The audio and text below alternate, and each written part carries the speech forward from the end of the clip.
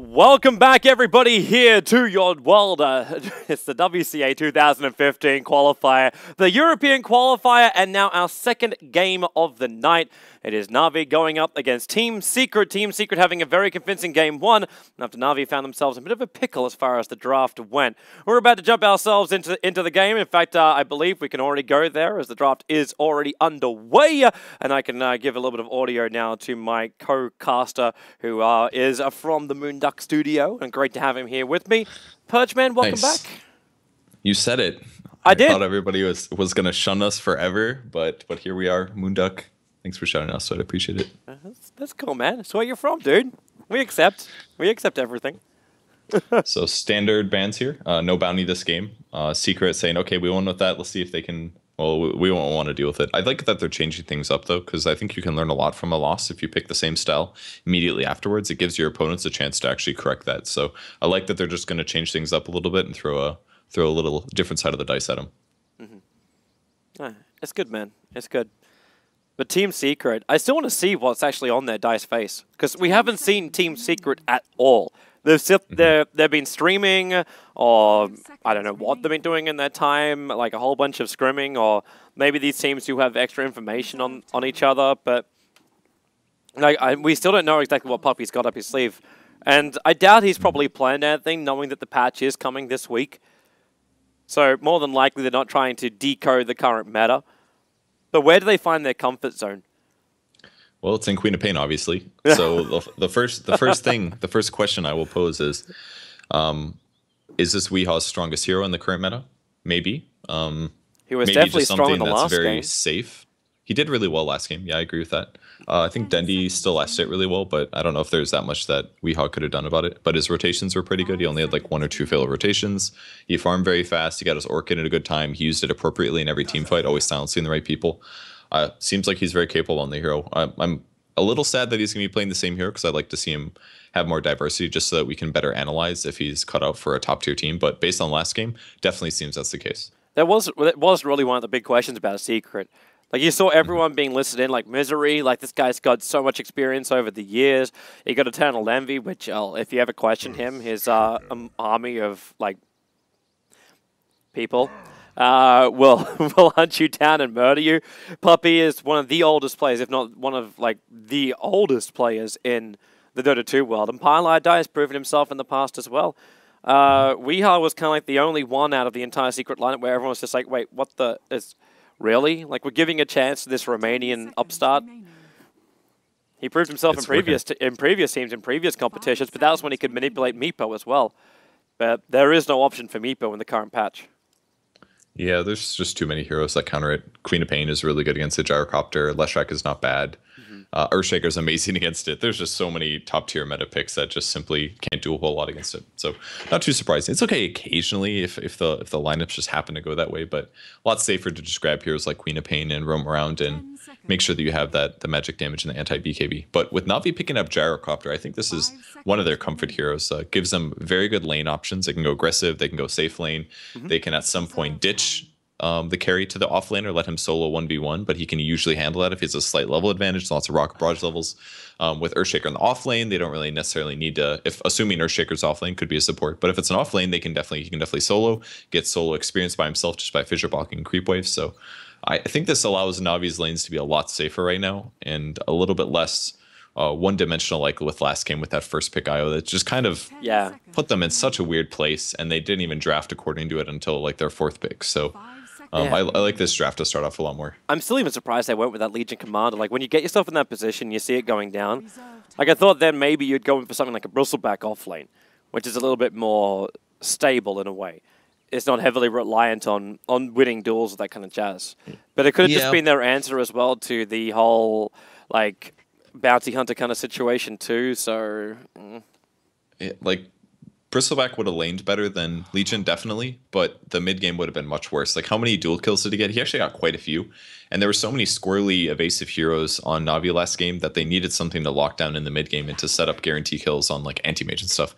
Bristleback is mostly just tank damage, and depending on how you build him, he can be more of either, so Bristol would have been better in lane, like you said, but it's not going to be as good late game, so they couldn't have picked him last game. So they were just kind of forced into something that had semi-carry potential and would transition while getting ganks off, and Legion was maybe the pick. So, but they don't have to go with that this game. Secret still gets a lot of really good heroes in the meta. Dazzle, Clockwork, Queen of Pain, you could argue they're easily probably least second best out of all the heroes in the current meta at their roles. Dazzle can do a lot of things. Darkseer is going to be pretty good here. Maybe not tons of synergy with Gyrocopter or Earthshaker because Iron Shell's not as usable. So maybe that's going to be the weakness with their draft heroes, that they don't have a natural like Iron Shell and Go character. But well, this seems like a familiar story. Yeah, this seems like a very, very familiar story with the anti-mage. And with the Clockwork, like the only thing they've changed up right now is by having the Dazzle in the pool.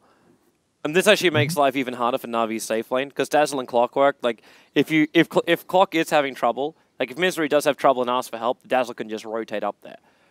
Because on the bottom lane, in fact, the Dazzle even repairs the need for animation to burn through a lot of consumables when the Iron Shells work.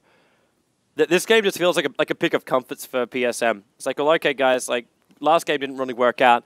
Of course, you have Gyrocopter. Funnick, you love your Darkseer. You go on that. Snako and I, we got the Earthshaker and the Rubik. And then we just needed something for Dendy. And that's probably the reason why you see Puppy's bans. He takes out the SF, and he takes out the Wyvern. Snako, I still kind of feel like it wasn't single-handedly, but he was one of the hugest factors for Na'Vi during the TI5 qualifiers to push them through on the back of that Wyvern. And Dendy is legendary for his SF play. So now Na'Vi going to go a little bit outside the box. They're going to take the Bloodseeker out, Puppy. Like that. Just good up against the Cop in the AM. And with Darkseer in the game, he usually lowers the HP of everybody. So having Bloodseeker on the same team as Darkseer can usually give you big advantages. And Iron Shell and Bloodseeker is amazing in the early mid-game for a bit of extra damage. So would have been a natural pick there. So it's looking a little weird for Navi. Anti-Mage is decent against Soul Lane against Darkseer because he can drain his mana. And he's also got Spell Shield to resist some of the Iron Shell damage. But Rubik is good against Clockwork, can stop him from having a one-on-one with the cogs. So he can save heroes like Earthshaker and help zone him a little bit, because they definitely needed a support that could zone Clock. If they pick Darkseer, they need a ranged support. So they were kind of forced into that one. And Rubik's actually quite good with Quap and Anti-Mage in the game because he can steal either Blink, and their other abilities are pretty decent too. So I think it's a pretty decent Rubik game. You can steal Grave as well. Yeah. The only downside is a little squishy. Yeah, and that's where the rest of the Na'Vi team have to kick in. But they've got good combos for this. Like, if you do get some farm on the ES with a Blink Dagger or Darkseer gets a good start, maybe you can get that earlier mech and transition into a Blink Dagger of your own so you can be the ones to initiate as opposed to counter initiation. So Na'Vi can play their style of game. Because they're going to need to eventually, because you know what Eternal Envy is going to do. Farm, move around and farm.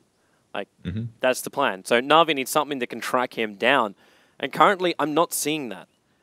Like, all they can do is force him to come into the fights by pushing towers. That's the only other thing you could do with this lineup. But that means you need to run something like, what, a Pugna in the mid and force a push? Whoa, you are jumping to way too big of conclusions right now. I know. Why would you say like, oh, they should just play Pugna mid when you could just be like, maybe they'll get somebody that has disables or something. Like, crazy talk, man. Crazy talk. I was thinking about pushing, but it's also because I had a Pugna mid yesterday, and it was very, very successful. And it was actually in a very similar situation to this, where you're really worried about the high level of farm and you wanted to force something out. And it was Pugna versus Quap, I think, actually. Okay. No, Pugna versus Lena? It was Pugna versus some of the Intel Nuke heroes that was in the mid, and it was really, really effective. There was no way to fight. Sounds okay for the mid hero, but Na'Vi in this game, at least, they have a pretty bad push lineup. None of their heroes are particularly good at killing or pushing, other than maybe Gyro. Yeah. So I don't think it's going to be Pugna. Yes, I agree with you. I almost feel like it has to be a melee, but they don't. Like, they just don't have super good synergy with their heroes. Darkseer is going to help. Like, he'll be fine in his lane, but there's going to be very little Iron Shell synergy other than with Gyrocopter, who's okay at it. For something like a DK, then, if you want to have a melee hero that can have some push but still team fight, and it has gank potential if you get the Blink Dagger. I feel like that would leave them. They need something early game, so maybe DK's okay, because too many of their heroes are not good until later. Earthshaker needs Blink to be really good. Gyro's okay once he gets BKB. Darkseer is going to want a mech, and Rubik is a little bit weak on his support until he gets a mobility item as well. I don't know. I really don't know what Navi's going to pick here. It's going to be tough. PL, okay, so Rubik mid? Or Dendy's going to play PL mid? Man, there's some weird drafting going on, man. That's all I can say. Okay. All right. You can dodge things with Doppelganger. You can dodge daggers. You can remove the dagger from yourself. It's actually not bad now I think about it. The only issue is going to be is if Dazzle comes up and tries to force you out of lane or even Keeper of the Light. With an early mana leak, you could just drain everything out of that PL or Illuminate spam him down. It's like Mana Leak's actually perfect up against both Darkseer as well as PL in the early stages. PL can Doppelgang and not take the mana burn while he moves over. I doubt you can dispel it by Doppelganging. I feel like that doesn't work, but you should be able to tell which one's the real PL pretty easily. I like the PL pick, honestly. I don't think it's terrible versus Quap. His armor's really high at level 1. He's got a really good level 1 nuke. If he gets a bottle, he can actually do a decent job just harassing the PL. Or the Quap. It's a bit weird, and like you said, they can rotate a support. But let's see how it works out. I'm actually excited to see how that turns out in the mid lane. Well, you're going to find out, man. We're getting underway, and already Poppy is moving up very, very quickly to block up any kind of pull potential. Also, with that Observer Ward, he's going to have a look at the rotations coming out from Na'Vi. Na'Vi are actually running everyone down to bottom, and they're going to smoke up. So they're wanting first blood here. Aggressively moving into the Radiant jungle. They've got Obs and Sentries, so I don't know if you really achieve much by blocking up the camp. You might limit the farm of Puppy, but that'll just force him to come into the lane. And, well, there's your opening. Can he blink away in time? The stuns, control, Animage. He gets away. 16 life into the tree line. That is just brutal for Na'Vi. They committed so much to do this too. And Envy's able to survive. It would have been a nice kill, because he actually has gold in the bank too. They would have killed him for 175 there extra, so that's really unfortunate for them. They did time their abilities correctly, but they just didn't quite have the stun duration. That was the only hero they didn't want to find, really. The Animage that will survive. Pylai Die also cops a Rocket Barrage. But this keeps the Force down the Radiant jungle a little bit longer, so they can't contest top rune. They will be able to take bottom. Okay, so are they both healing? Okay. They're switching. They're lane switching. So Misery's going to head to the bottom lane, and they're sending both the Anti-Mage as well as the Dazzle to the top. Okay, because they're anticipating the aggressive tri lane, basically. PSM's going to block for Dendy. Dendy is going mid. It'll still be the Quap versus the PL mid, so I think Na'Vi will be decently happy with that. And what's Funnick? Darkseer? I don't think he really is... I don't think they're too upset about this, honestly. Because they've also got wards down, so Clockwork can definitely be zoned a little bit here. It's just if they can find the kill. The Fissure is at least going to keep the creep wave back, and that one little melee creep is going to run in range of the tower. And Soniko's actually going to have to cancel his clarity in order to stop this. It was almost dead anyways, it wasn't that big of a loss. But it means now Eternal Envy gets to play up against the Darkseer. He's got the help of Pylai Die, so it's not as bad for him, but those double Iron Shells, once they get past level 1, they're going to be a lot more effective. It's not a bad lane for Funnick now. Dazzle's a little bit scary to lane against because he has save potential, and normally Darkseer's very good at trading, and Dazzle kind of counteracts that, but... Last hitting mid, looks like Dendy's winning it currently. I'm interested to see what build he goes for. If he's playing mid, he needs a more early game build. I feel like maybe Treads Diffusal Blade Rush, skip the Vlads or something, go bottle obviously, is what Dendy needs to do. I can agree with that. What's Puppy up to? It looks like he's already started to, he started to illuminate some of the camps. It's the upside as well for Weeha, where he can go for the second point up in Shadow Strike, because you're going to have Puppy right behind him with a Chakra. Actually, it looks like they're moving the lanes around, so Puppy's moving up to the top lane. Funnick's becoming a little bit too pesky to deal with, and Envy's burning off a little bit of the mana. But you're already getting to a point where Funnick actually can body block up Pylai Die. They need to get him off this one. The Illuminate will fly in. Funnick's so low, Dazzle actually gets the kill! The Darkseer will die directly after, so at least he'll get the gold, but he doesn't get much more. Down on bottom lane, Misery, putting down the cogs to keep Avorst away. The Fissures come down, so they actually have to throw Misery towards Avorst, but TP support is on the way. Who's coming in? It's going to be Pylai Die. He goes for the heal, and actually he goes in again! They actually find the kill. The Earthshaker killed off by the tower. PSM and Avorst are just so heavily aggressive behind that tower. Wow. They don't want to leave. I thought they had that for sure, and then boom, the heal comes through, and dead heroes, man. Really nice plays by Pylai Die the last minute. That was really good. And that was not what Earthshaker... Snako could not have expected that. And the fact that he also arrived too, like the Poison Touch, as well as the Shadow Wave, you'd expect something like a Shallow Grave to come in and try and save Misery, but instead you get that return damage you're not expecting. Yeah, and they also canceled the clarity on Hobos, so Hobos doesn't have his Aquila yet. It's gonna be a long time until he even gets another Rocket Barrage level. So Seneco's found Puppey. And Seneco with a haste rune. A quick Illuminate, but now Pylai Dai can also go for the Poison Touch. The haste rune's about to wear off. And Pylai Dai, yeah, they commit for this one. They jump over, Seneco stab. The Clockwork actually steals the kill with a rocket from bottom lane. But it's still 3 for 1. And one of those kills Na'Vi didn't even get experience for. Well, then he has Bottle Crane now. Again, he gets to use Phantom Rush pretty much every time it's up to just charge straight towards Quap, and since she can't fight it due to the Poor Man's Shield, she has to force and blink out every single time, so Dendi is going to be doing a little bit better here in the mid lane, at least in terms of harass. He will out-harass her. He'll charge in a second here. Oh, I like this from Eternal Envy. He jumped up, so now Surge still on cooldown for the Darkseer. They're not going to stop him, but at least can punish him for coming so deep behind the tower. This is where things get dangerous, when you get to the side. Oh, Vorst now going to go in for that Rocket Barrage. Misery. Dropping down pretty low.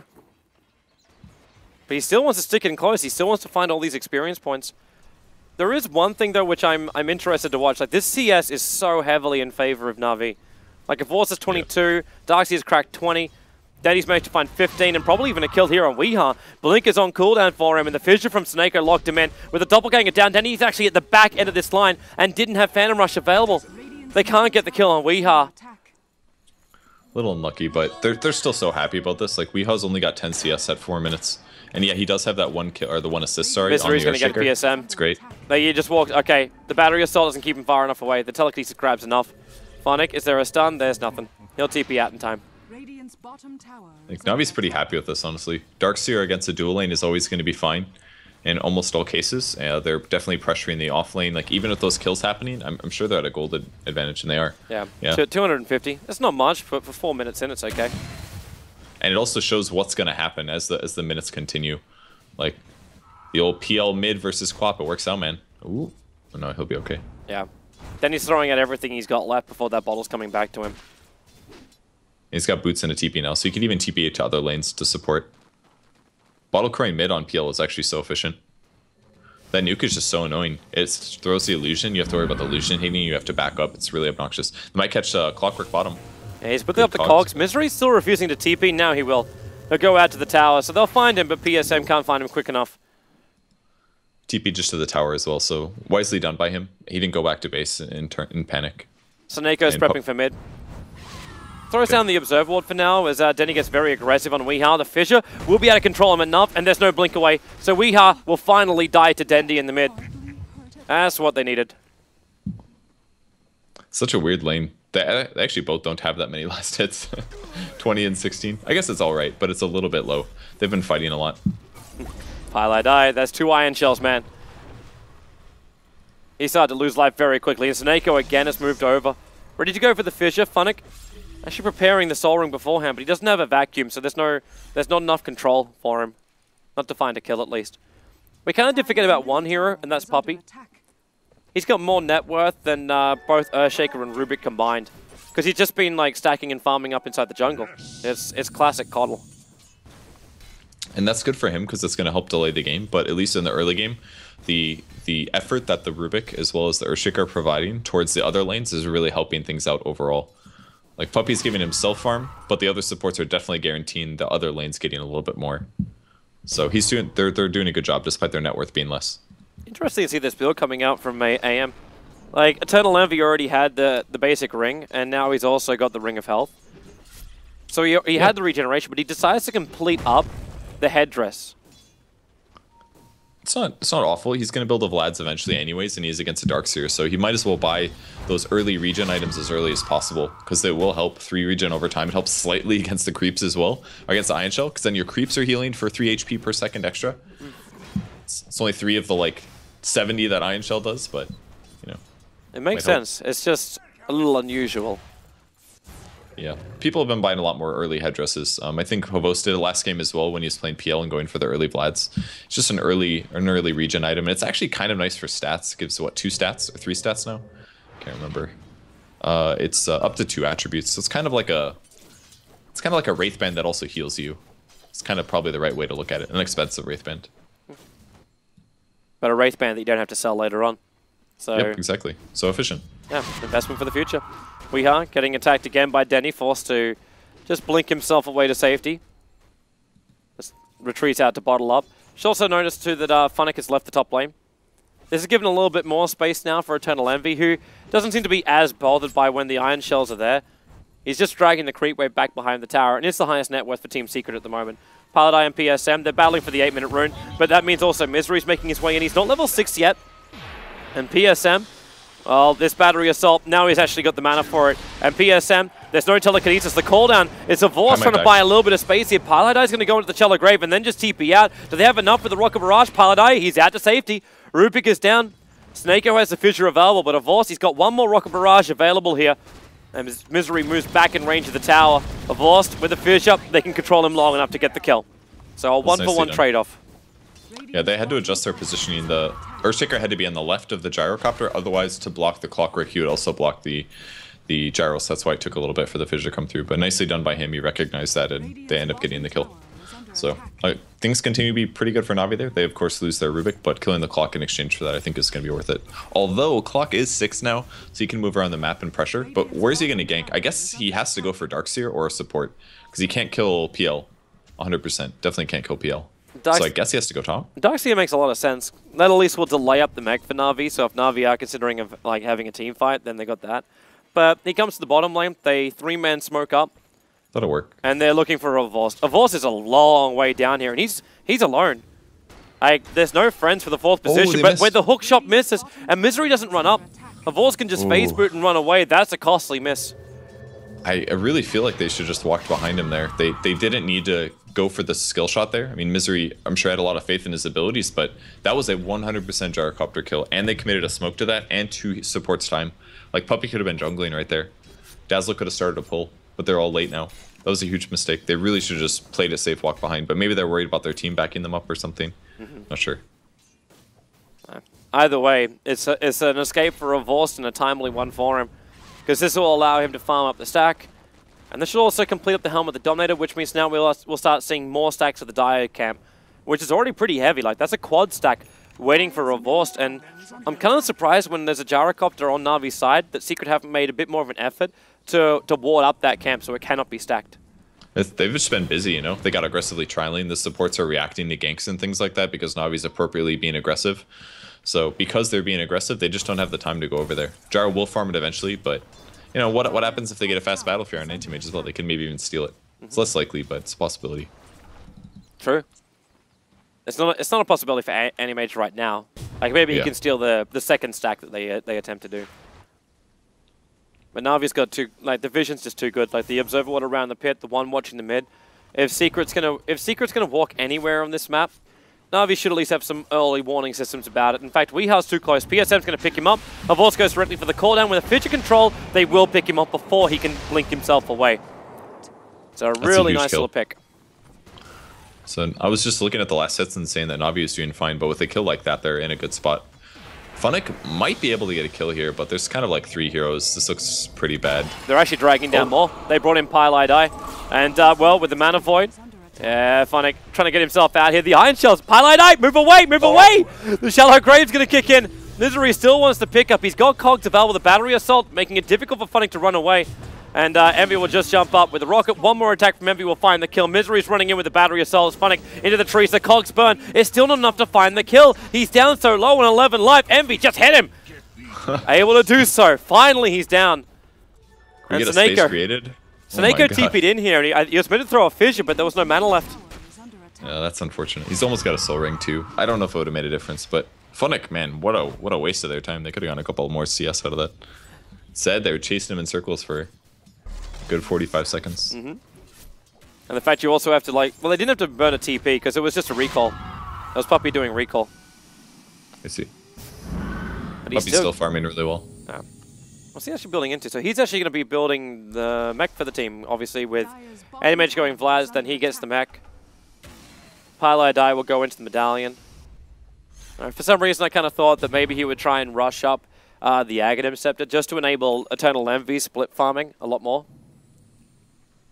I just think the fast mech is good, honestly. No one else really wants to build it. Dazzle can't farm quite as fast. There's pressure on all the other lanes, and him, like, going to the top lane in the early game wasn't going to do much because it's not like he can zone a Darkseer by himself. So it's good that he just committed to the jungle this game. So he's going to have a really fast Guardian Greaves. He's going to be able to remove silences and stuff like that too. Still very surprising how much CS that Eternal Envy's managed to crack down. Like he's only 800 net worth behind that of the Gyro. But they both got 1 kill and 1 assist, but it's just for the start that Havos had on that lane. Yeah, they missed a lot of kills though. Like Havos is doing very well, but there were a lot of kills that they just barely didn't get. So Havos is doing well, but it's not amazing. He's got Helm of the Dominator now, so he's gone the full greed build. So he'll be able to stack a lot with this, and then it also transitions nicely into a Satanic late game. So if you can get away with it, this is the best build, but you have to be doing well to have it. And Denny's making life as hard as he can for Misery on this top. And Misery's just backing out. There's too many heroes missing. So he's assuming a rotation, but then again, if he's assuming a rotation, he wouldn't walk over like he just did. He's got 7 stick charges, but that is not going to be enough. The double TPs came, and Weehaw actually completed his, but yep. Dazzle didn't want to come. Weehaw will just blink out. So Rubik maybe could have saved his spell steal. He used it on the Clockwork before he died to get a re-picked up Rocket Flare, but they weren't going to get that kill. That's fine. But that was a really big pickup. Not only does that give them gold, but it also clears the map a little bit more, so lets them do more aggressive things. And since they do have pretty strong ganking heroes, they're going to be able to profit from that. Now we'll see what Dendi gets next. He's got 2,300 gold. It's probably not going to be BOTs because he didn't purchase it yet. I really feel like it just has to be an item, just instantly useful. Diffusal Blade or something like that. And he has to pressure with it a lot too. Diffuse... what if... Darkseer might die. Yeah, he's pretty low, but he's not dead yet. He's still on the tree line, and Puppey doesn't have another Luminant, and the hook shot from Misery. It was blind. He didn't really have proper vision of Funnick, so he had to make a guess. Did Funnick run up or down? And he guessed down, he guessed wrong. Yeah, but he's still going to go for that second rocket. And Funnick's moved off to the side. Vacuum. Okay. It's going to be okay. Rough day for Misery, basically. He's been missing a lot of hooks. But his first game was pretty good, though. Yeah, his first game was really good. I don't really blame him for a lot of the hooks, but some of them have been slight mistakes. Well, Funnick's happy he's back at base now. The rocket wouldn't have been enough to kill him by the time he got back here. Ooh, and Havos, again, another early game item. Gets a drum. Dendi is going Diffusal Blade. He just picked up the double blades. Okay. Yeah, I think he has to do that. We'll see if he goes stats. He'll probably go stats over more Phantom Rush, but maybe that's a mistake as well. The Ancient starts. Easy farming for Revorsed. You go the Greed kind of build, but when you got this kind of stuff behind you, looks like Parlay dies in trouble too. Try to Shallow Grave. He's got no heal up, so ends up just dying to Dendi's PL. It's kind of crazy the fact like they got away with this Dendi PL, as well as actually having a Gyrocopter. Navi's team fight, as well as like late game potential, is really damn good. Yeah, it really is, and they're on a good path right now too. Misery looking for okay, he might be really happy he missed this hook though, because they're there waiting for him. They just initiate him, they toss him back. The blinding light will push Navi back up the hill. But if he hit that or didn't hit that, he was still dead. It would have been bad, yeah. I guess he was hoping to get a solo Gyrocopter, but Navi wisely shows up to defend it. Because when you know your opponents are going to actually contest it, you need to be there to back them up. Otherwise, it just turns into Gyrocopter dying and the Ancients dying afterwards. This is worth committing all of your heroes to standing around for. Is that a double drum? Oh no, I was just hearing audio feedback. All right. I apologize if you get that. No, it's okay. But yeah, it was just the one drum. Almost mech on Darkseer now, so that'll be good for his team fight. Quap might get a solo kill though. This looks pretty likely. Sonic Wave in time, yeah. But Funnick hooking around. Actually, the hook shot in from PSM. No, okay. That was good. Somebody can land a hook. That's Funnick. That's just dropping salt in the wound. Like Misery's attempted what 4 hook shots and hasn't hit a single one. Rubik attempts 1 with a stolen hook shot and is able to land it perfectly. Paladai might be in a little bit of trouble here as Denny's going to initiate on him. And yeah, he has to instantly just Shallow Grave. There's no stuns available, but at the same time, he doesn't have mana for a TP, so he's down. That fast Diffusal Blade is honestly so good. I really feel like more PLs should buy it. They always go for like farming late game items, like the Yasha or whatever gets you items faster, but... This is the time. Puppey's got to stay out of range of the hook. The Illuminate will clean up the illusions. This allows them to come in. In fact, it's going to be also Eternal Envy arriving. The Blinding Light will push him back in. Misery, he's out of mana. He's stick charging up, but these illusions removed everything, so he can't even use his hook shot. Not unless Puppey's going to give him Chakra. Navi's looking really good right now, man. This game looks really good for them. PL's leveling up his Phantom Rush. Once that's maxed out, he just sends illusions after like Dazzle or something. The AoE clear of Secret's actually really poor. It's basically what, Quap, Battle Fury, and Illuminate, but you can't always prep the Illuminate for that. So they have really bad ways to deal with the PL. I think that's why they just picked him mid. They're like, works fine against Quap. Their AoE is poor. It's going to be, they have poor ganking heroes with Coddle. Like, they're in such a good position with this hero. And it's a wonderful time. It's a wonderful time for Na'Vi, or at least for Na'Vi fans. At the same time, everyone wanted Secret to have a very dominating performance on their first trip out. Misery is at hookshot time now. They had the Observable and they let Funnick go. It's only Misery as well as Puppey up here, while the rest of Na'Vi is smoke ganking. Rubik is ready with hookshot as well. He's got it for another 20 or 30 seconds or something like that. Why do we keep finding Pylai die by his little lonesome out in the side lanes? I mean, because there's free experience kind of a thing. He'll show up to a lane. Oh, he's going to die now. He doesn't have TP for 10. It's over. Yeah. Goodbye, Pi. And PSM just uses it anyway. Slows him down. Oh, wait, no. He's not going to survive that.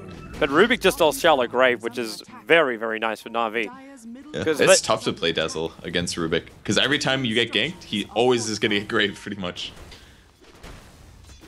Well, the only other option is you go for Poison Touch, but you don't have mana left for that.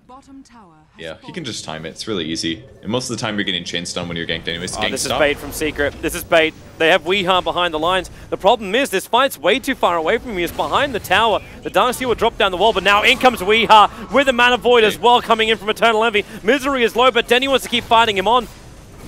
And they can't find the real Denny. Now they will. They jump over. But there's too many heroes, and that Shallow Grave from PSM kicks in. So it ends up being a 1-for-1 trade-off. The Illumina from Puppey's going to be a little bit too late. It can at least damage the creep wave. And Horvors is looking for the picks. Blink stolen by PSM. So actually, sorry, he only saw Scream of Pain. So we can't chase after Weeha. Still okay for Na'Vi. It was a good fight for Secret, though, I think. The Anti-Mage got the kill. He's 2-0-1.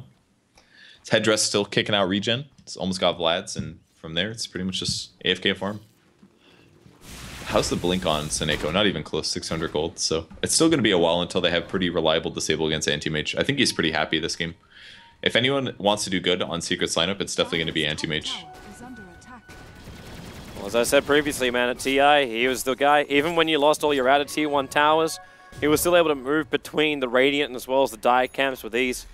This little bit of a leapfrog is going to be scouted out by a Voss creep. Not to mention, they have a Dire Observer Ward looking at him. This is, okay, he'll blink over. Funnick was making his way up to Eternal Envy. Can they catch him as he farms back? They don't have wards, so he's not going to see this coming. Well, they'll see Soneko, but the other two in the jungle, I don't know if they can kill him solo. Probably not, but... Oh, and the recall. Just what he needed. The perfect timing. Drags him up to the Ancients just as they're being stacked too. But he knows where to go. And this is why I was wondering like about the Aghanim Scepter on Puppey. And he is building into this next, obviously. But once he's got that up, Eternal Envy's got a license to farm everywhere on the map. Even split push. And he's going to come in behind, and that's courier kills as well. Extra cash coming the way of Secret. Starts to creep skip it, and this is the death of the tier 1 tower. Dendy knows it, he's bailing. The only thing they can look for Na'Vi is a trade-off for the tier 2 tower on bottom, or they go for the big man. They're heading in for Roshan. That's going to be completely worth it. That's definitely that's a good trade for a tier 1 tower. Aegis on... I don't know who they'll put on. Dendy, probably. I feel like Dendy's a little bit more vulnerable since he doesn't have magic immunity here. Havos has all early game items. He's got lifesteal. He's got a lot of damage. He's got the levels he needs, and he even got mech. They're definitely ready to go push after this. It's still taking a while to do this. Dendy is actually taking a lot of damage too. Now it's up to Medallion. Snako, but they'll still finish it off. But it took them a little bit longer than expected. So this top tier 2 tower is already down to, well, practically nothing. They're going to fortify and TP in 1, but look at him move forward. It's like, well, okay, Funnick, yeah, you can do that. And he will be able to survive. And they take out that top tower anyway. So Secret trade Roshan for a tier 1 and a tier 2 tower. Maybe not worth it then. If it was just 1 tower, I think they're pretty happy, but 2 is a little tough. If they had a medallion, it definitely would have died faster, but they don't really have any natural medallion carriers this game. None of these supports are going to want it, really. Earthshaker, Rubik, they all have other items that are more important, so... Not the best for them, but they're still ahead. But just have to try and hold this advantage. Don't let it go while that anti-mage is still... Like, if you check out the net worth, man, it's swinging up.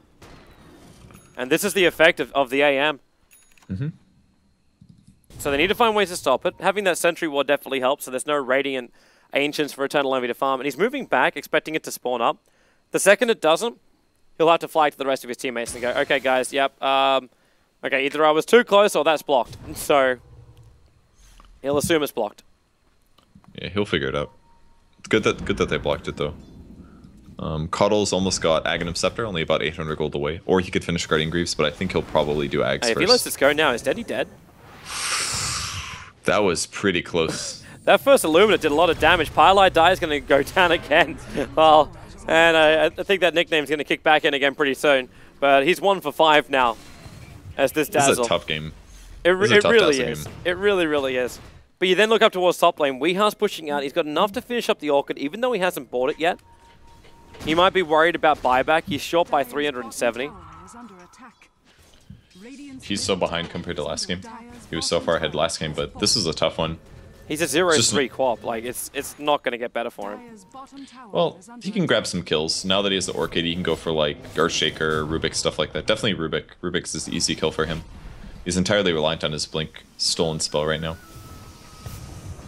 Puppy brought Envy back to the mid lane. I don't know if Envy really wanted to do that as, he kind of... There were still some camps for him to farm up inside of his own jungle. And he blinked towards the top lane, which made me think indecision. But once he's finished these 3 camps inside of his own jungle, we're looking at a full Manta style up for the anti-mage. And then they're going to have something really to deal with both the Jaro, who can't just get an easy rocket barrage on the anti-mage, but something that can at least distract a lot of the PL illusions. And then after that, it's probably going to be BKB, so he doesn't get burnt. Or anti-mage can basically be a huge damage threat in the fights. If he gets a couple more levels in Mana Break now, he can just jump on Rubik or Darkseer and just do a huge Mana Void. Something like that could definitely win them the fight. I always wondered why that Mana Void wasn't as powerful, and realized, yeah, it's only 1 point up in Mana Break. Yeah. Pyrelite Eye. Stat levels. Pyrelite Eyes. Shallow Grave again. This time Dazzle stole Weave. I mean, sorry, Wave, not Weave. Shallow Wave's good. Arguably better with PL, because if you surround all the illusions on somebody and you heal bomb them, then it'll do a bunch of damage. Puppy's got the Ags now. So daytime fighting's a lot more desirable for Team Secret, but it's also this Illuminate spam without having to risk your core. I mean, your support. Funnick wants to surge away. The Orc is going to be there, and again, Misery misses the hookshot. That's 3 TPs coming in. The Cogs be able to split this up a little bit more. As a Vorst, they get the Lance off. So Misery will die on the side. Are they, yeah, they're lucky enough to get Weehar out, though. This is looking so good for Navi. Pavos hasn't died yet. He's got 1,000 gold in the bank. Dendi basically went full early battle mode, and he's transitioning into his Manta style, or whatever else he wants to build instead. Yeah, he will go Manta afterwards. And then hopefully a Scotty. I still keep seeing that anti-mage, and every time you say it, I just find myself bringing the camera back to the anti-mage. I mean, he is farming well, but he's not ahead like he was the previous game. Last game, he was way ahead in terms of items. Yeah. He's got Manta Battle Fury Vlad's. That's a great item build to have at this point. It's very fast, but Gyrocopter is having essentially a perfect game. Maybe not a perfectly perfect game, but he went full greed build. He's got his Battle Fury. He'll transition into, I don't know, Butterfly or MKB next, something like that. And there's also the PL, who's also doing quite well in terms of farm. Yeah. Maybe the other concern should be behind. Yeah, maybe the other concern should be the fact that the Queen of Pain is not the second hero for Secret as far as net worth goes. That's actually the Keeper of the Light. Keeper of the Light has more net worth than the Queen of Pain right now.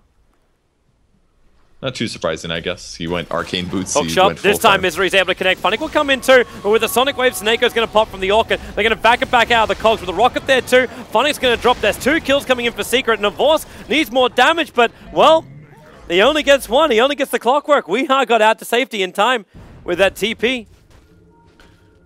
Oh, wow. He's actually leveling up Homing Missile. I actually kind of like that this game. He like feels so strong. He's like, I'm so ahead. I have very low chance of dying. I've got a BKB. I've got lifesteal. I might as well skill up my homing missile to help out against Quap, because it's actually very good against blinking heroes. It follows them all the way, you know, and it's a huge stun. 2.6. If they blink away, it's basically a guaranteed 500 damage nuke because they're going to be far away by the time it hits them. It's actually quite a good choice this game. I really like the skill on paper is very good, but almost always you want stats over it. But I think this is a rare game where it's better to have homing missile, and now he's got a MKB at 27 minutes. This guy is farmed. That he is, man. That he is. He's almost at the dream build.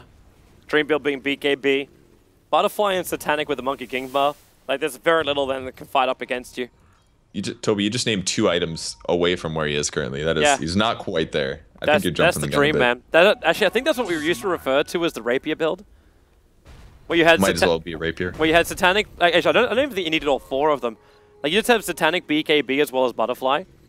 And then any damage dealing item. And you can't be stopped as a gyro. Unless you've got someone that is so crazily tanky that they can get through that entire damage output. I don't know if he goes Satanic or Butterfly next, though. I'm not quite sure. I know a lot of players have been buying like early Satanics on Gyrocopter lately, but if he goes Butterfly, the anti-mage becomes more or less a non-factor, I feel.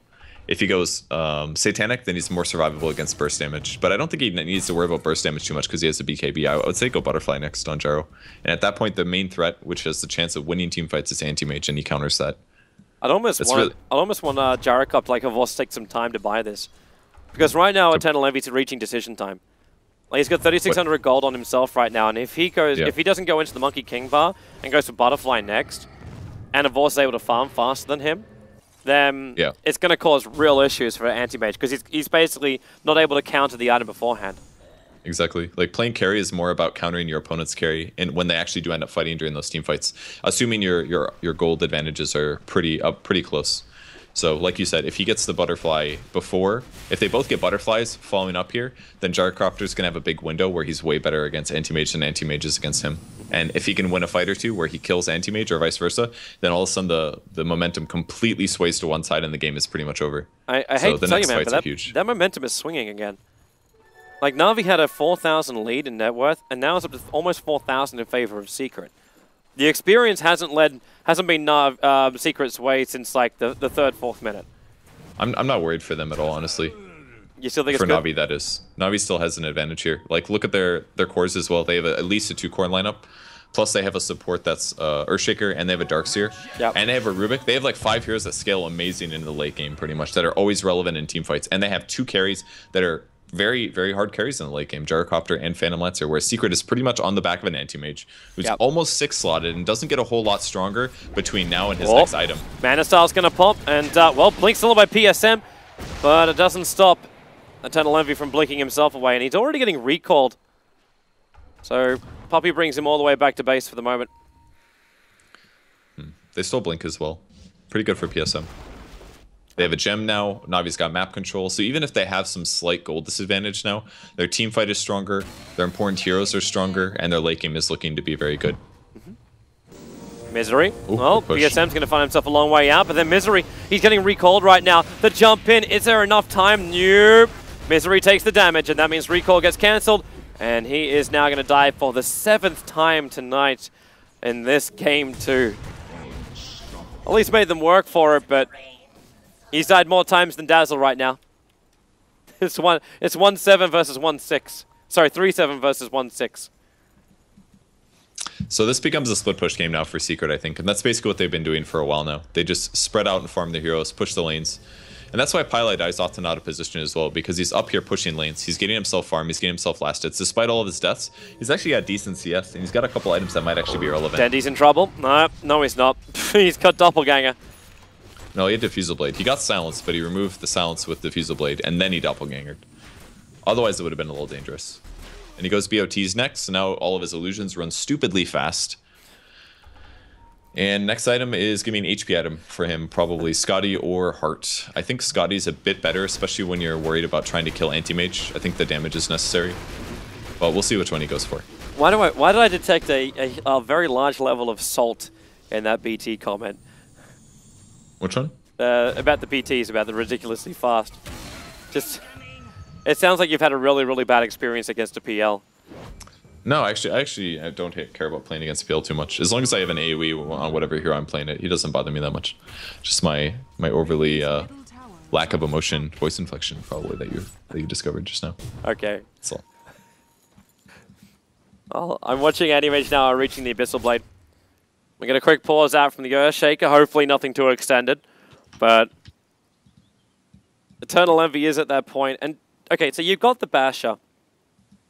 Do you really feel like he should get the Abyssal Blade right now and move around, trying to find the pickoffs? Because that's the thing which is going through my mind right now. Can Envy actually get solo picks and then get pulled back? I actually do like Abyssal in this case over either Butterfly or BKB or Heart or something like that. Because they have very good split push right now, and they're split pushing, but you also need to have the threat of a gank on the map. Otherwise, Na'Vi can basically just split push themselves and defend the lanes that are pushed and eventually take teamfight wins. Because again, it's not about hitting the late game for Secret. They're split pushing, and yeah, that's great, but they don't want to take this game like an hour. It's not going to be good for them because their heroes aren't going to scale as well. So they need to use their split push and also put some gank potential on Anti-Mage. And he basically needs to just own this game. He needs to start getting solo kills on Earthshaker, Darkseer, and Rubik. And he's only going to do that with an Abyssal Blade. If he has a Butterfly, it doesn't make a difference. They'll just get away from him. But if he can stun them for like 3.5 seconds, drain all their mana, boom, Mana Void. Every time Mana Void's up and the Abyssal's up, he can go for kills. So then all of a sudden Na'Vi has to be a little bit more careful with how they decide to split push. They might need to do ganks, not just defending. And at that point, Secret can basically just indefinitely delay the game until they maybe win. So they need to get a lot of kills. They need to delay the game possibly, but also pressure their opponents and try to limit their farm while they do it. Sounds like a pretty solid plan to me. So much of that's going to come down to execution, though. Like, the plan is good, but can they actually finish it? It's also nice to see this little bit of a cliffside. This is one thing which I kind of ignored a little bit during a Tinker game. But with the whole new cliffside wards, they're really trying to keep track of where the Anti-Mage is moving. So this whole idea of like split push kind of like battle and then hide in the trees, get recalled back out again, is really difficult for Secret to do, at least on the bottom lane. And it's not just Anti-Mage, it's also Queen of Pain. There's a lot of heroes that are actually very good at split pushing. Clockwork can do it, Dazzle can do it. They just go hide in the trees, they cast their spells, the waves go away, and it prevents Na'Vi from taking control of this game and doing anything, basically. So definitely gets harder and harder for them. But again, they're probably annoyed by this, but they're like, you know what? This is still looking really good for us. We've got a gem, we have pretty good map control. It's looking pretty solid for Na'Vi. Yeah. And 2,600 gold on Gyrocopter. I would still go Butterfly, I think. Even if he does get Abyssal before he BKBs, it'll give him a lot of evasion against the hits of the illusions and stuff. So probably Butterfly into Satanic, and then follow that up with whatever the hell he wants, I guess. What would the last item be? Up against could like Scotty, maybe. Maybe that's bad, but something like that. It wouldn't be bad. It wouldn't be bad for tanking. You'd probably decide after a fight happens if, depending how much damage they're able to dish out to Team Secret. Because your Satanic is obviously going to get most of its power from your damage output. So Butterfly and Monkey King bar is good, but it may not be enough to get through an Anti-Mage. And if this Anti-Mage does now complete up his Abyssal Blade, I'm assuming the next step is going to be either Butterfly or Heart. And if it's Heart, he's going to need another damage dealing item. Maybe, because AM is not super focused on damage either. I mean, I guess Abyssal is. Abyssal Battle Fury Manta is pretty damage heavy. But if he has the Satanic, I guess it is a little scary for Gyro. It kind of depends how the next couple of fights go. We're thinking like 3 items ahead, I guess. Yeah, we really are. Difficult. We have time to do it, which is why we're doing it. Yeah. It's kind of like the only reason. It's like looking over towards Queen of Pain's items. Like, okay, well, she picks up an Aghanim Scepter, which is almost essential. Because if she starts getting hit by that flat cannon right now, then you could basically say goodbye to Weeha. He doesn't have enough life. Like, he's a hit-and-run style player, hero. So he needs to have more life on him if these are really going to turn into big team fights. Yeah, she is actually so far behind. Orchid at 32 minutes is definitely too slow, and he can't really, like, Puppey basically just farms faster than him, and at that point it kind of comes down. He'll show up in his jungle and everything will be dead already, and he's like, well, I would have liked to work on this, but I don't really have that much mana regen. I guess Puppey could follow him around and give him mana with Chakra Magic and stuff like that, but... Actually wondering, too, with Puppey's farm, because he's obviously slowed down a lot now, because the Queen of Pain is back ahead of him as far as net worth goes. But if it's worthwhile for Puppey to build into something more like... Because the only reason I'm starting to think this way is because you're up against a Jara, you always want to try and boost up your armor. Do you try and get like an Assault Cuirass for your team? Is that something Weeha should maybe even look into, where he actually looks more for a Shiva's Guard than anything else? No, I don't think AC is the solution, because Keeper can't really profit that much from the attack speed. You'd probably be better off getting utility int items, Like if you really have a ridiculous amount of HP, you can even buy something like Veil. Even I've thought about that before with Keeper of the Light, because you do so much magic damage that increasing the magic damage your team does is not terrible. And they actually have decent heroes for that. Anti-Mage, Mana Void, you know, Clockwork Damage, Illuminate. But I would probably say the best thing that he could buy is he could maybe even do the Solar Crest. Although Solar Crest isn't that good because MKB is already up. Solar Crest was an option. He could get a Hex, something like that. Maybe even Lotus Orb. I guess Lotus Orb isn't that amazing. It's okay this game. There's a couple of spells that you can reflect.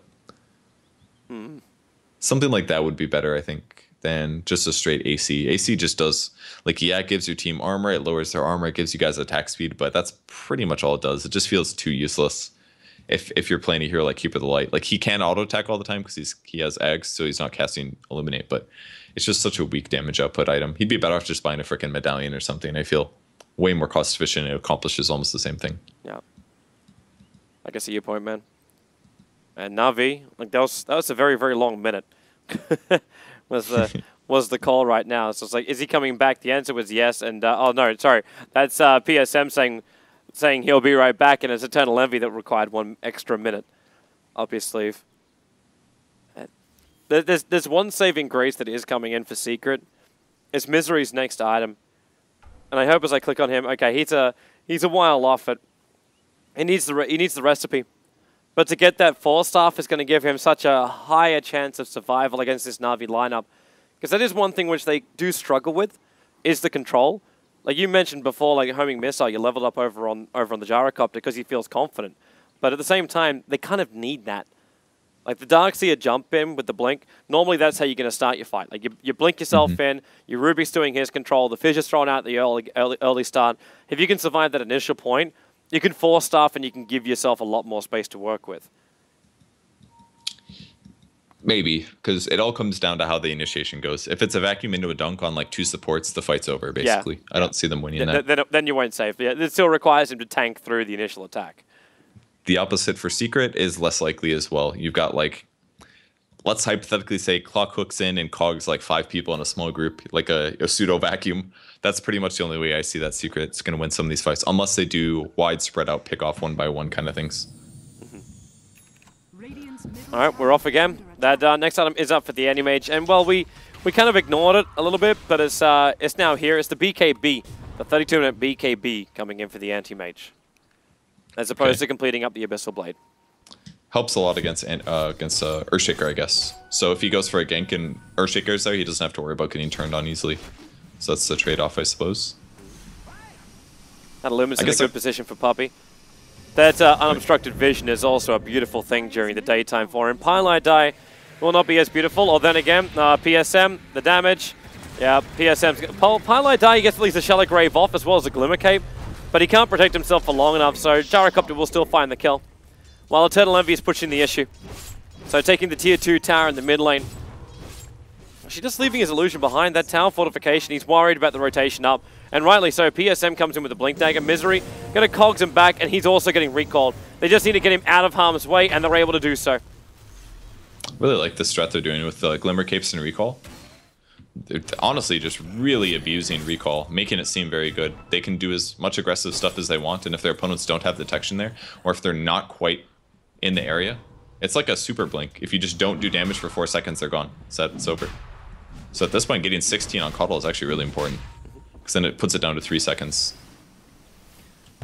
Puppey starts the Illuminate while the Rocket scouts out Roshan. Na'Vi did start it, but they're not going to finish it.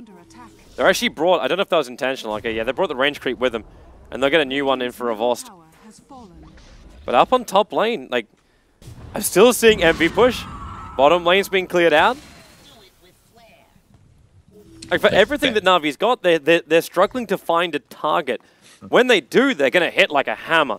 With a fresh Alpha Wolf as well up for the Gyro, like, the increase in damage is really good, but then they hookshot over. Funny's going to get isolated, and it's Cogs that gets stolen out. That's not really going to help him too much until he isolates Misery himself, but the Illuminate flies in perfectly from the Keeper of the Light. Can they find more? Vorst having real troubles getting banished up. That BKB will protect him as the defensive charge of it, as the illusions run even further forward. Snakeo's Fidget causes troubles, and that poor little Alpha Wolf, it only just got claimed. Puppey will get it out with the Illuminate. And now Secret feel confident enough that they can take Roshan.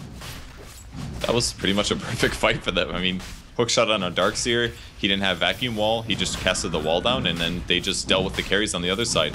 Anti-Mage pops Manta Style, doesn't even have to BKB, and Gyro pretty much just has to run away.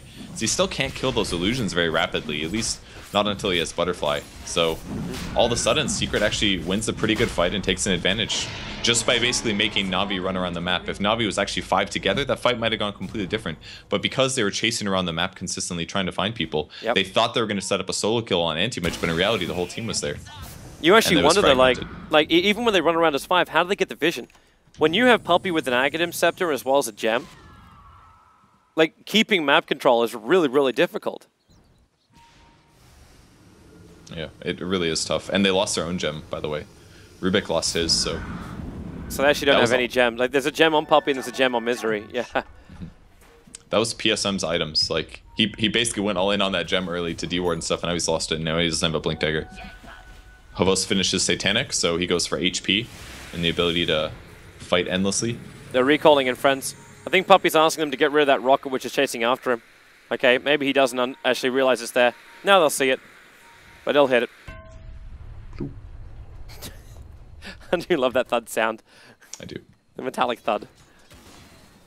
So, Na'Vi have now 4 players in the mid. They're moving Dendi over to try and farm. But there's no camps. EE Summer has been here. Didn't leave a note. But he's at a point now where with one more... Actually, if he farms with these Ancients now, he'll have enough for his full Abyssal Blade. And that has him basically 6 slotted. The only other thing he would remove would be the Vladimir's Aura for probably something a little bit stronger, be it Butterfly or Heart. That's it. Yep, agreed. You can always get a Moonshard too, and BOTs, but not really something to talk too much about for now. Yeah. I mean, pretty much everybody on Secret is happy with their items at the moment, with the exception of Queen of Pain. You'd love to have like an Eggs instead of that Magic Wand, but Na'Vi again trying to force the issue. They grouping up top, and they're going to go push top. See if they can actually take the tier 2 tower. The split push is actually pretty low right now for Secret. Envy's moving in towards the mid, so even if they do take this tier 2 tower on the top lane, the Illuminate slows everything down. And then Envy's already pressuring the mid tier 2. Leaves these illusions behind, but there's no fortification to stop this. Yeah, they can't fight there. They don't have an Observer Ward. They have a Sentry and a Dust on their heroes, and that's it. So it'd be very easy for Secret to take a better fight there, since they can wrap around from the right side. And Secret likely had an Observer Ward there, so Na'Vi just keeps losing opportunities here, and they have to continue to 5-man. They're going to fight bottom. A little scary now. That Observer Ward, though, it sees everything.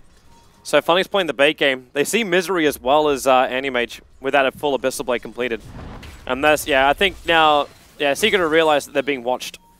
Their Observer Wall will scout out Dendi moving in, and is just blink away and recall. Oh man. Na'Vi pretty much just running across the map with 5 heroes, and Secret runs away from them. It's pretty much what's happening.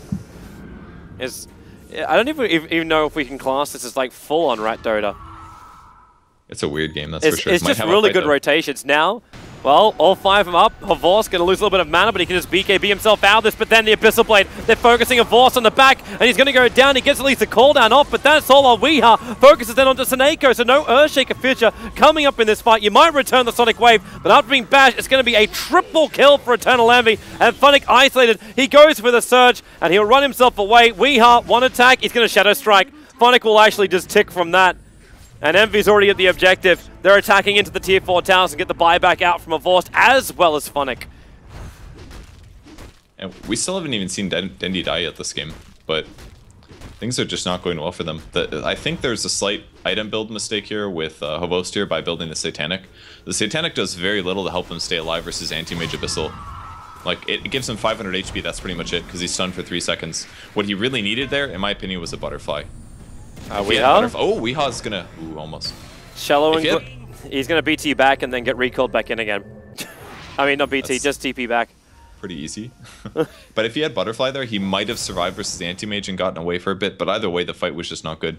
Huge vision advantage from the Radiant team, and they didn't have vision of their opponents, so... Just started on the back foot, and... With Havos just dying like that, and now buying back, now Anti-Mage is stupidly ahead, instead of back before where they were kind of even. He's a full 10,000. A full 10,000 net worth in front. If you actually look at the overall net worth, there's 16,000 net worth in front here, Secret, and 12,000 experience. And this is the reason why I was the Doomsayer in this cast. Where it's like, you know what, I've seen this happen before. Like, I've watched this movie, and it's potentially a rerun. You've seen anti-mages winning long Dota games for like 5 years now? Yeah. Something like that. Oh, longer than 5 really years. does. Just 5 years. Just 5 years in Dota 2. Go back to Dota 1. Oh my, that lasted forever. Yeah, anti-mages. It's been a long time since he was a weak hero. Yeah. I remember a long time ago when people were like, yeah, anti-mage sucks. But I think that was because people never built Battle Fury on him. Like, once they nailed that build down, it was like, oh, anti-mage is amazing. Wait, this hero can actually find farm? Oh, it's like finding the gold well. So, anti-mage illusions are already creep skipping, and this forced Na'Vi back. Secret read the smoke gank right, like they knew everyone was missing, so they just let it go. There's no observer walls that saw Na'Vi moving into their own jungle. And Na'Vi had to do something like that. Like, they can't just try and take these straight-on fights anymore. There's too much armor. In fact, Dazzle's kind of like the perfect thing to have up against this Gyrocopter. The man who's trying to find all the damage, but only has the Monkey King bar. If that weave is up at a very, very high amount, then, like, heroes like Anti-Mage, huge amounts of armor. You've already got your spell resistance as well. And once he completes up something like a heart, or whatever his next big item is going to be, Na'Vi just don't have the damage output. That's... Yeah. Gyro can't deal with anti-mage really anymore. It's so tough. He needed to be an item or two ahead for damage, and his magic nukes do almost nothing. Flat cannon's on such a long cooldown, 30 seconds, that it almost never even does that much in team fights. Yeah. It's looking really bad for Na'Vi now. They basically need Phantom Lancer, I think, to come and kick in. And he went for Reaver, so he's opting for HP over the Scotty. I'm not sure if I like that, but it's probably better for long engagements. That's probably the only way Dendy thinks he's going to survive. 2k life is not enough. If he gets Abyssal Bladed, he needs time to be able to doppelganger out. Yeah, that's true, I guess. Scotty gives you 750 and it also gives you armor, so in some ways it's better. But if it's a long engagement where you can disengage and start regenerating up again, then hard is definitely better. So, all right, with that said, Toby, I actually have to leave now. Okay. Thanks very much for joining me, Purge. It was short notice, but Purge actually has other commitments he's got to run over to in case this game went a little bit too long. So, thanks for joining me. He was able to jump in the absence of Blitz, who at this point is sicker than a dog. It's too bad for him. All right, thanks again for having me. All right, have fun casting the rest of this one. Thanks a lot, Purge. I think I will, actually. I don't think this game is over by any stretch of the imagination. Yeah, it's not. There's going to be a lot of chasing. Yeah, that's what I'm anticipating. All right, thanks a lot. Bye. All right, thanks, Purge. All right, so it's just you and me, guys. But it really is at that point now where we've kind of discussed almost every option, and it's all down to execution to find the openings. And one of them will be Puppey. Here in the middle lane is the Fissure will connect and Puppey. Blinding Light makes him very, very difficult to get this hit. Rubik was able to steal that, but then he brings in Eternal Envy. Hits the BKB with the hook shot at the back end. PSM, he actually used the Blind Light to get a little bit more space as a force. Turns on the Satanic, but Envy is just more of a man, bringing him down. Weehar's here as well. It's a double kill coming the way of Eternal Envy. Do they have more? The TPs are out in these PL illusions. Palano be 4-star forward. But where are your buybacks? They don't exist for all three heroes of Na'Vi. And this could be the end, where they're just way too strong. If they can get a lockdown control on Dendy, he does have a buyback, so he'll have two Dendys in this fight. But Eternal Envy can just stand on the front lines. And what is that? It's Weehar bringing in the remainder of his Scythe device. And Envy moving down now for 2 lanes of racks. Purge leaves and everything becomes exciting all of a sudden. The bottom lane, it will also drop. Dendy just land spamming as much as he can, but the illusions don't do anything. Like, they burn up the mana of the anti-mage, but he already consumed a Moonshard. That's where the extra money went to. Because anti-mage definitely got a lot more than just having 6.7k gold extra. So 2 lanes of racks is down. The Scythe device has been completed. Pylon losing a little bit of his mana. He doesn't really want to have this happen. Doesn't have his arcane boots, but Envy, he keeps the pressure on the bottom lane, keeps Na'Vi looking down, and then Puppey just recalls him towards the top lane. So Na'Vi just unable to deal with this huge core, yet you get the blink over from PSM. But Blink won't stop this. If he can steal Illuminate from Puppey, that'll be so much bigger for him. Because then at least there'll be something to get rid of this secret creep wave. But it just doesn't exist for now. So Na'Vi being sieged up inside their own base. How long we got until Roshan? He's already up. So if they want to make the move for its Secret, they can do so. It's not really essential to do so. Primarily because if they do drop down Roshan, then Na'Vi have a small window back into this game. and it's pretty damn small. Like, Puppey bought back for the previous fight. And the rocket actually just flies right over the top of Na'Vi. They're coming down towards Roshan. And Dendi, okay, this is the Hallelujah play. The heart will be completed over on Dendi, and they basically have to have 2 PLs to do this. But look at Secret. You can take Roshan, but they're going to take the top tier 3 tower. No fortification available, and it's taken too long. Na'Vi lost their window of opportunity. They're not going to go up against Megas. They realize that won't be enough. The hook shot in. They catch out the Darkseer. No wall. They explode him with the Sonic Wave as PSM also slowed up. Misery wants him to hurt him. That's what the Blade Mail's for. Return all that damage. The Vorst will come out, but the Glimmer Cape, they drop down the sentry. Now they see Misery, but it's too late. He's walked back out the base. The Resistance helped him to survive until Seneko jumps out with that Blink Dagger and finishes the job with the Echo Slam. But the top ranks is gone. They're up against Megas and Na'Vi. Not only are their backs to the wall, their legs have been chained to the wall. This is really an impossible situation. Unless a Vorst has something like a rapier somewhere hidden up his sleeve. This game really does belong to Team Secret. Now get to go 2-0 and advance themselves through into the next round. Well, they'll get to play up against Alliance.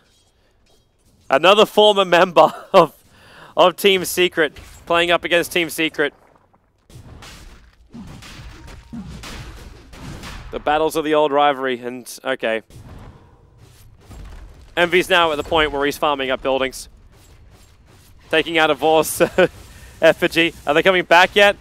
The effigy death isn't enough. The tier 4 towers are obviously a concern. They're starting the BTs in. This is just Na'Vi trying to buy space, and Puppey can just recall in Envy, and they'll take Roshan themselves. Put an end to this little bit of a back and forward, to and fro. And without the Aegis, the Immortal, Na'Vi has no chance of winning this. And actually, he's dropping down his treads. Okay, so he wants to drop the treads so he can grab the Aegis, and I think they told him no. So what's going to happen? It'll be the Aegis, the Immortal into Puppey. And Na'Vi, well, Shaker's already had to buy it back right now. The Aegis, the Immortal is in the hands of the Keeper of the Light. The tier 4 tower, Stenny is desperately scrambling to defend this as Envy is looking for an opening. Phonic runs one way, and he's going to blink up. Start with the Abyssal Blade. She just gets a bash, then into the Abyssal Blade. A Vorst being hookshotted out, so there's no way for him to survive. Buyback is available, and you may as well just use it right now, because the rest of Na'Vi are currently being invaded by an insane amount of little green people. They'll back out. Anti-Mage, not enough damage on him to get the kill.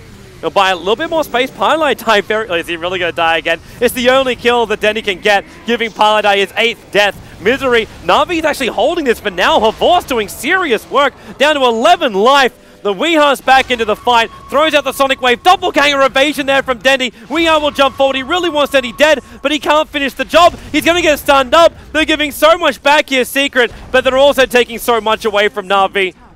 Envy hasn't healed up just yet. He doesn't have that heart to regenerate up, so Puppey will just give him the cheese. And they'll come back in, try and finish this themselves. At least Senego can get himself a gem back. But the creeps are just so big. Defending it so difficult, especially when they keep poking in. And then Vorst, the Abyssal Blade. Can they get the die back? Mana Void still on cooldown, but he still gets the last swing of the blades. Blinding Light's going to make it difficult for Denny to kill a Puppey. Remember, that's the Aegis Immortal, and they're just going for the GG. They've had enough of this. The BKB from Envy, and that will be the game, but not before he picked up a kill on PSM. Team Secret take it out 2-0.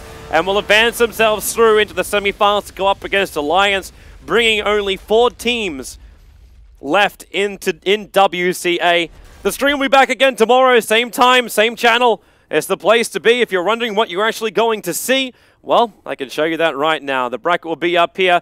So it will be Virtus Pro versus Ninjas in Pajamas and the Alliance going up against Team Secret. WCA wrapping up closer to the end of this week. It's been a blast. It's been an absolute blast. If you haven't enjoyed these games, then, well, you don't enjoy Dota. But, well, we'll be back. We'll be back tomorrow. Hope you enjoyed the show. For now, remember, there's more Dota 2 content coming out. The Join Dota stream is running absolutely non-stop for these couple of days. The defense is live right now, so go and check that out. People will be very happy to post the Twitch link inside the chat, or you can just go to joindota.com, find everything there. And, of course, check out the WCA website. You had it just below the screen just then. I don't know if I can, yeah, there was below before.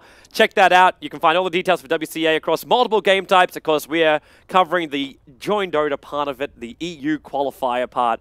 Hope you enjoy the show, and we'll see you tomorrow.